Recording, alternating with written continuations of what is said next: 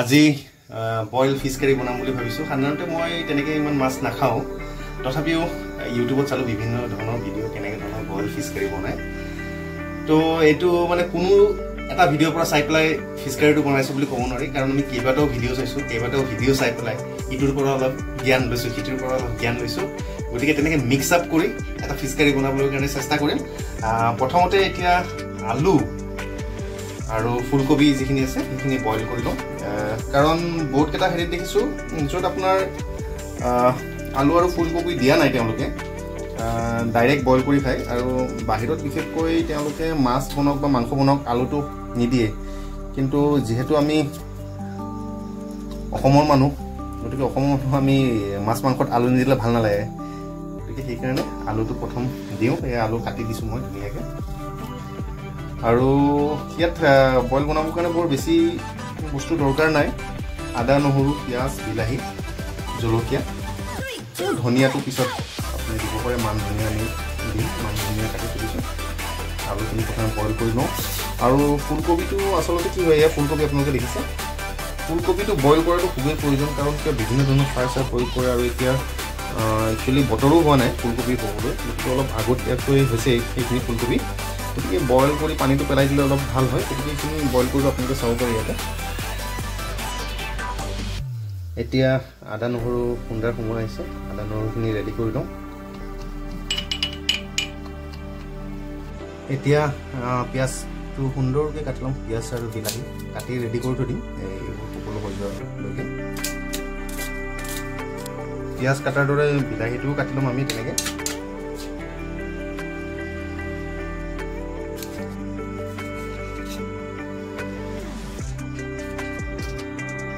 এতিয়া প্ৰথমতে ষ্টভত ইয়াত জুই জ্বলোৱা নাই বাৰু, এতিয়া প্ৰথম মিক্স কৰি ল'ম।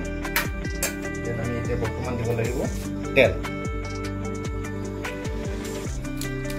এভৰিডে শুকান জলকীয়া গুড়ি, মানে জলকীয়া পাউডাৰ যিটো আমি পাওঁ। প্ৰথমে যিখিনি পিঁয়াজ কাটিছিলোঁ পিঁয়াজখিনি দিম, পিঁয়াজ, জলকীয়া, বিলাহী আৰু দিম নিমখ। নিমখ নিদিলেতো একো তৰকাৰীয়ে নহ'ব। আৰু ইয়াত এতিয়া ভালকৈ মিলাই ল'ম।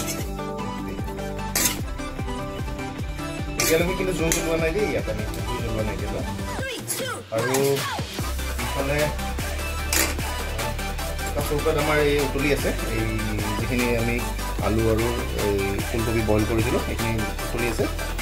আৰু দ্বিতীয়তে ইফালে আমি এইখিনি মিক্স কৰিব পাৰোঁ। ইয়াত জুই দিম দেই, জুই দিছোঁ। আৰু অলপ গৰম পানী। আলু আৰু ফুলকবি ইতিমধ্যে হৈ গৈছে, গতিকে মই চাকি দিওঁ।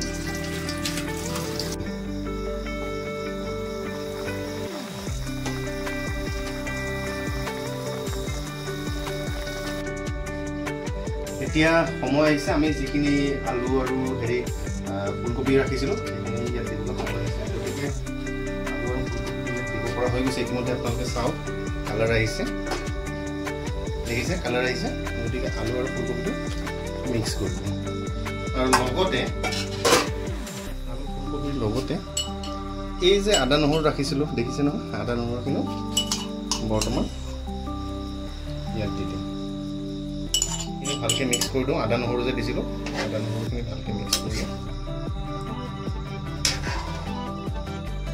গতিকে আমাৰ এই বইল বনালে কৰিবলগীয়া ইমান একো নাই। এইখিনি কৰি এতিয়া কমচে কম 20 মিনিটমানৰ কাৰণে, 15-20 মিনিটৰ কাৰণে বনাব। মাজে মাজে এবাৰ চাব পাৰে, 15-20 মিনিটৰ কাৰণে ৰাখি দিলোঁ। গতিকে এইবাৰ হ'লে আপোনালোকক দেখুৱাম। 15 মিনিটৰ পিছত আহিলোঁ, হ'বলৈ হৈছে। গতিকে এতিয়া ধনিয়া কাটি দিম, মান ধনিয়া। ফাইনেলি সময় আহিছে, চাওঁ কেনেকুৱা ধৰণৰ হ'ল।